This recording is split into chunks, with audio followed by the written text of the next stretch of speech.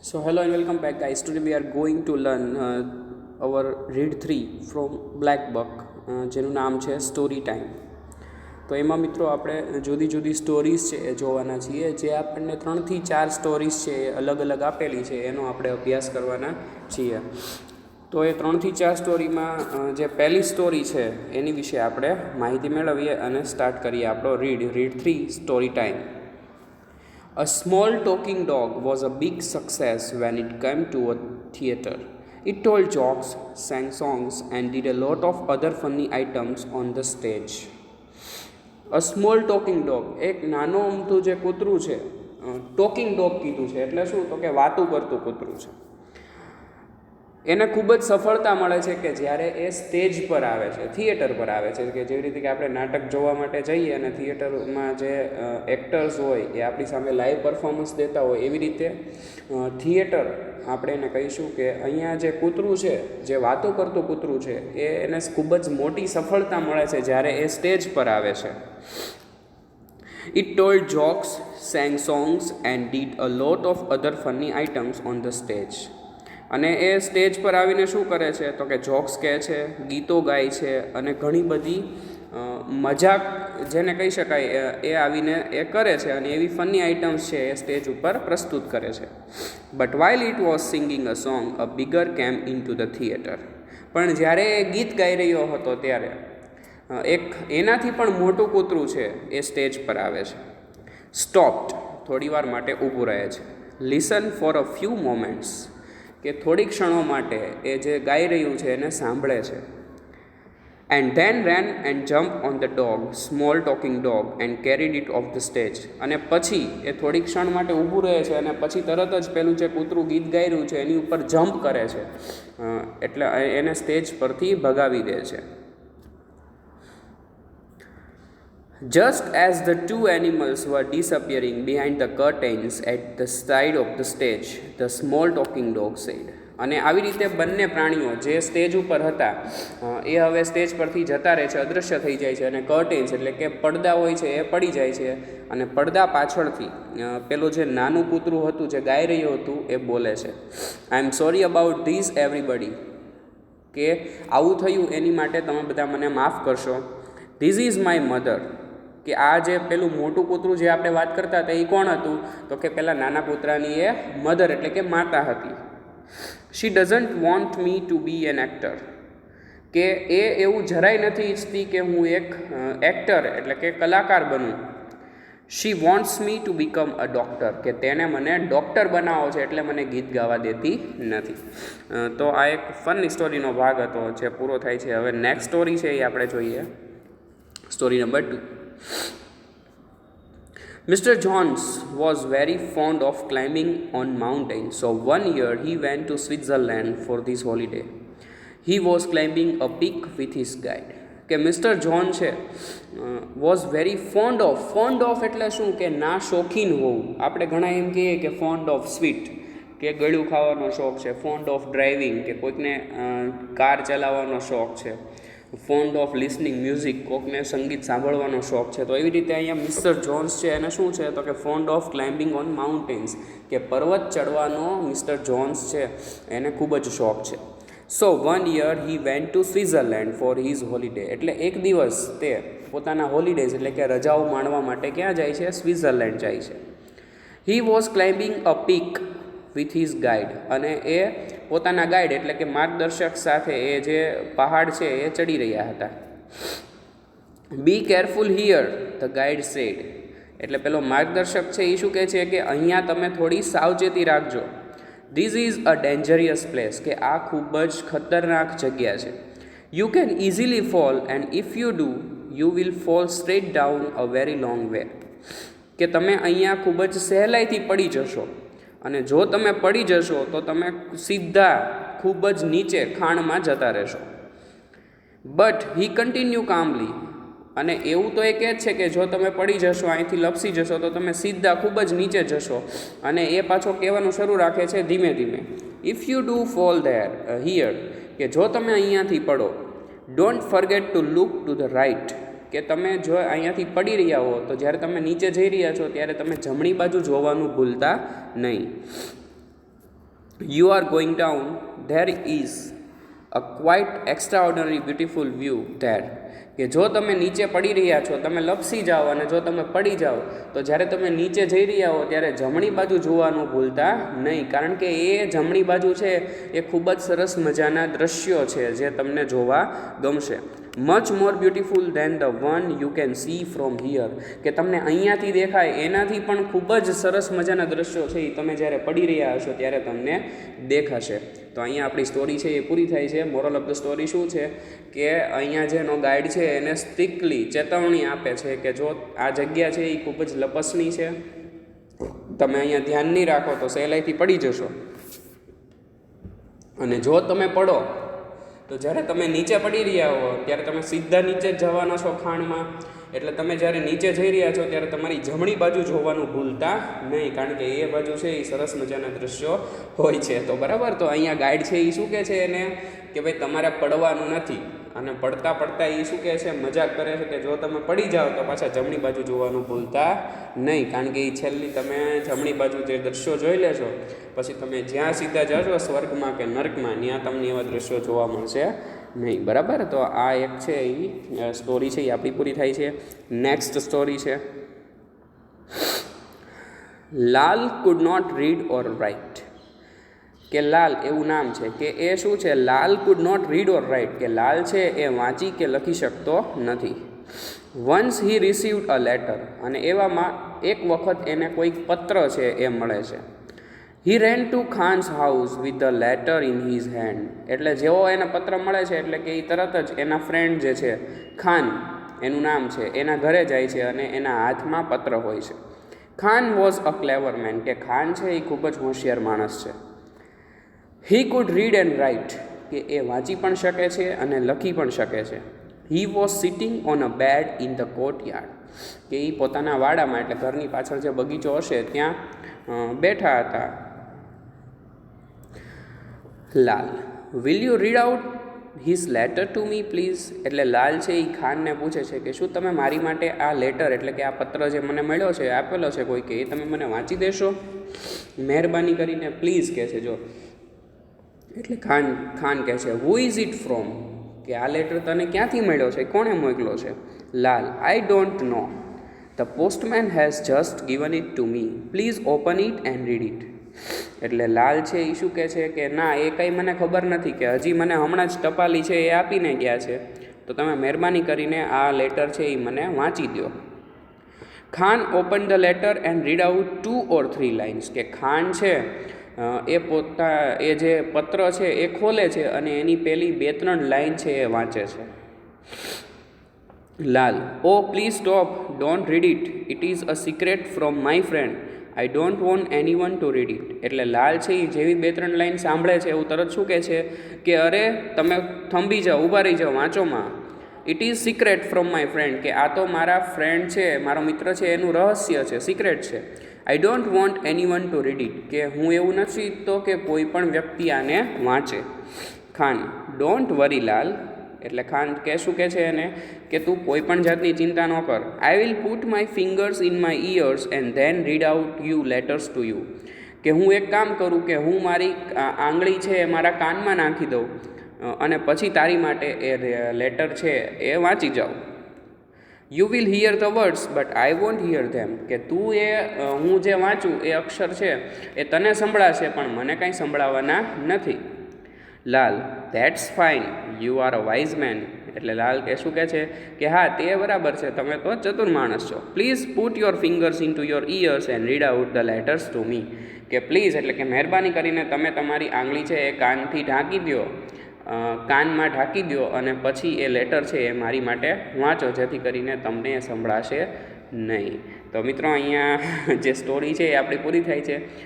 ખાન અને લાલમાંથી જે લાલ છે એ અહીંયા કેવો માણસ બતાવ્યો છે, મૂર્ખ માણસ બતાવ્યો છે.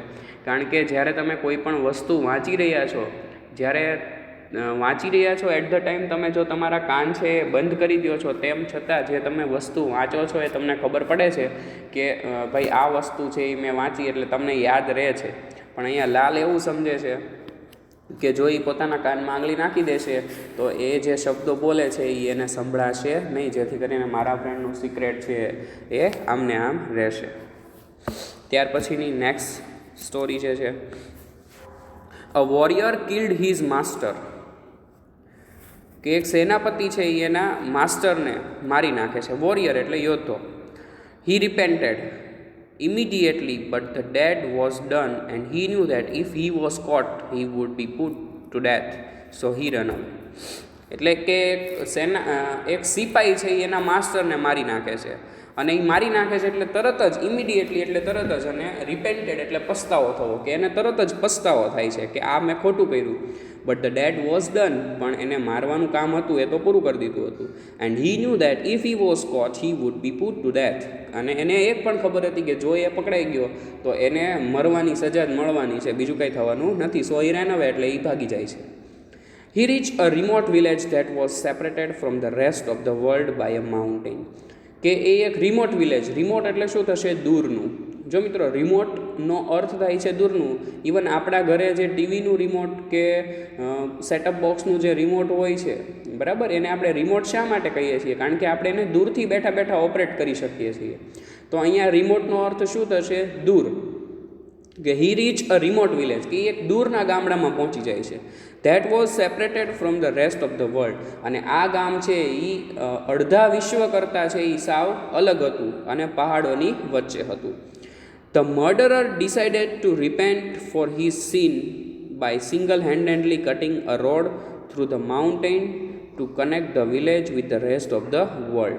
કે મર્ડરર એટલે કે જે મારનાર વ્યક્તિ હતો, જે યોદ્ધો હતો, એ એવું નક્કી કરે છે એના પસ્તાવા સ્વરૂપે કે એને જે પાપ કર્યું છે એ પાપના બદલામાં એ શું કરશે કે આ જે આખો જે રોડ છે પહાડોની વચ્ચેથી જે પહાડો જે છે એને ખોદી નાખશે, એકલા હાથે એ કામ કરશે અને ત્યાંથી સરસ મજાનો રોડ બનાવશે, જેથી કરીને આ ગામ છે એ રેસ્ટ ઓફ ધ વર્લ્ડ એટલે કે બીજા જે ગામડાઓ છે એની સાથે આ ગામને જોડી શકે.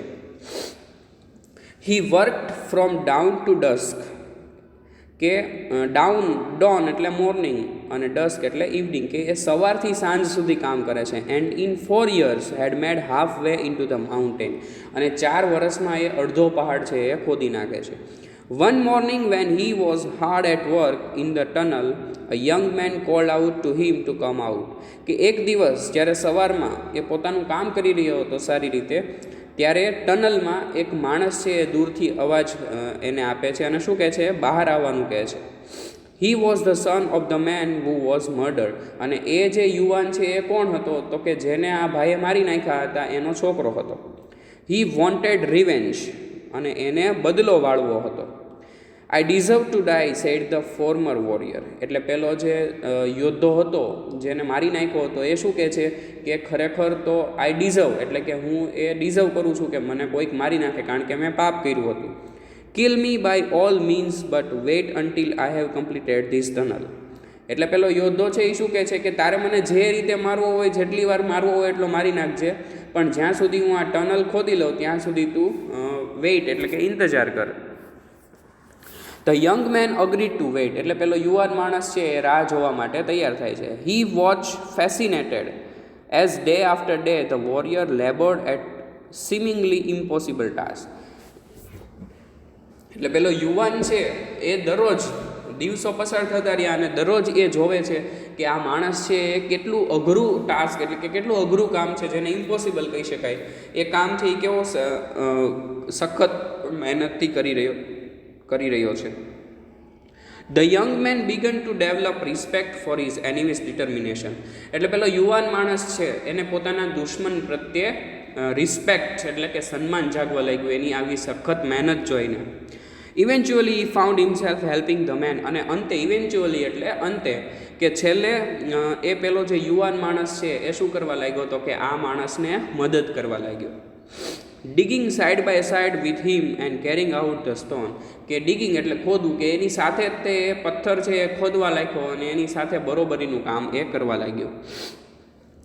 Years passed and then one day the two men broke through the other side, કે ઘણા બધા વર્ષો છે એ પસાર થાય છે અને પહેલાં જે બે માણસ છે એ અધર સાઈડ એટલે કે પર્વત છે એને ખોદી નાખે છે અને એની બીજી સાઈડ છે એ પોગી જાય છે. The mountain was conquered at last and the centuries old isolation of the village ended.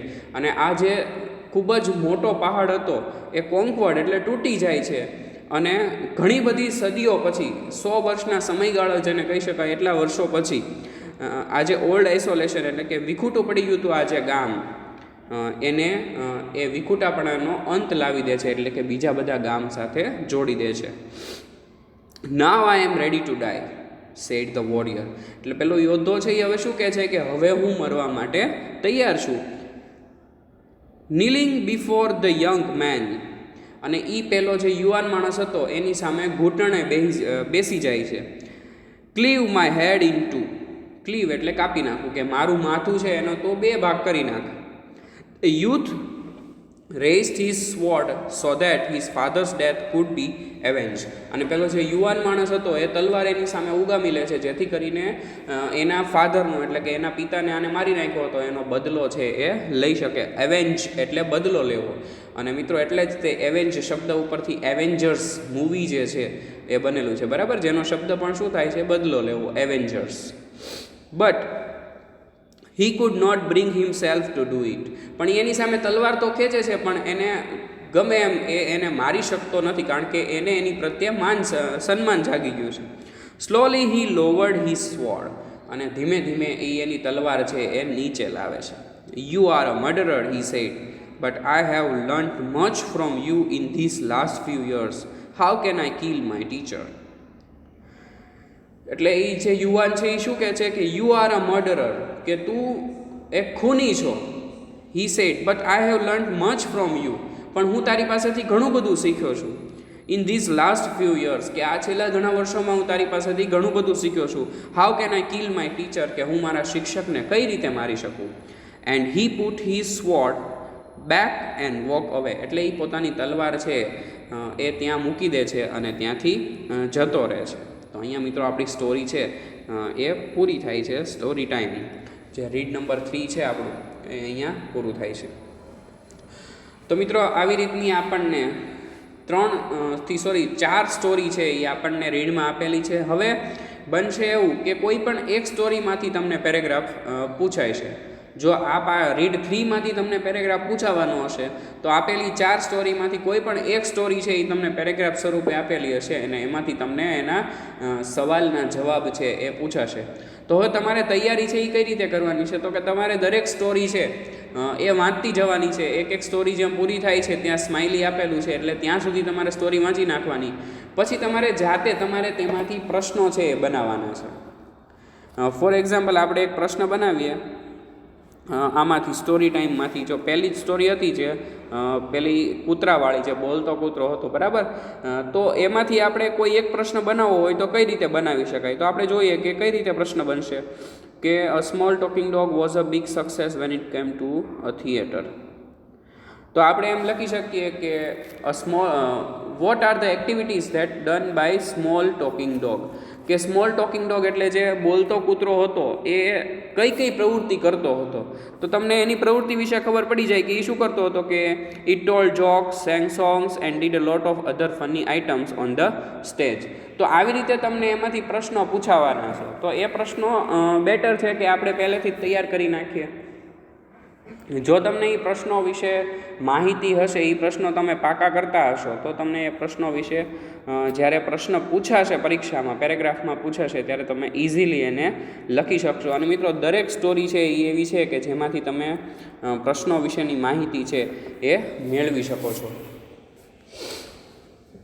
તો આ રીતે મિત્રો આપણે દરેક રીડ જે છે એની પ્રિપરેશન કરવાની છે. દરેક રીડમાંથી કંઈક ને કંઈક છે એ આપણને શીખવા પણ મળે છે. પહેલાં રીડમાંથી આપણે જોયું હતું કે પહેલાં રીડમાંથી આપણને બ્લેક બક વિશે માહિતી મળી હતી. ત્યાર પછી બીજું રીડ જોયું, એ પણ એક ફની સ્ટોરી હતી, ઓ જલેબીઝવાળી. અને આ જે ત્રીજી સ્ટોરી છે એ છે સ્ટોરી ટાઈમ, જેનું નામ જ છે સ્ટોરી ટાઈમ, કે વાર્તાનો સમય. તો એમાં જુદી જુદી આપણને 4 વાર્તા છે એ આપેલી છે. સો ઓકે ગાઈઝ, અહીંયા સુધી આપણે રાખીએ છીએ. નેક્સ્ટ ટાઈમ જ્યારે મળીશું ત્યારે આપણે રીડ 4 છે એ કમ્પ્લીટ કરીશું. અને 5 રીડ જેવા આપણે બ્લેક બકના પતી જશે એવા મિત્રો આપણે સીધું આપણું જે ગ્રામર જે ટૉપિક છે ગ્રામરના ટૉપિક ઉપર ફરીથી આપણે પાછા પહોંચી જશું. આપણે ઇંગ્લિશ ટેક્સ્ટ બુકની વાત કરીએ તો ટેક્સ્ટ બુકમાં આપણે 5 પાર્ટ છે એ કમ્પ્લીટ કરેલા છે. 6થો part I love you teacher જે બાકી છે એ આપણે કમ્પ્લીટ કરવાનો છે. ત્યાર પછી મિત્રો માત્ર ગ્રામર અને રાઇટિંગ સેક્શન છે એ બાકી રહેશે. તે સિવાયનું દરેક વસ્તુ છે એ આપણે ભણી ચૂક્યા છીએ અને આઈ હોપ કે તમે એક્ટિવિટી સ્વરૂપે ફેરબુક છે એ બનાવી છે અને ગ્રામરના ટૉપિક છે એની જે એક્સરસાઇઝ તમને કીધી છે તમે ડેઇલી લખો છો. સો ઓકે ગાઈઝ, અહીંયા સુધી રાખીએ છીએ. Thank you for watching this video.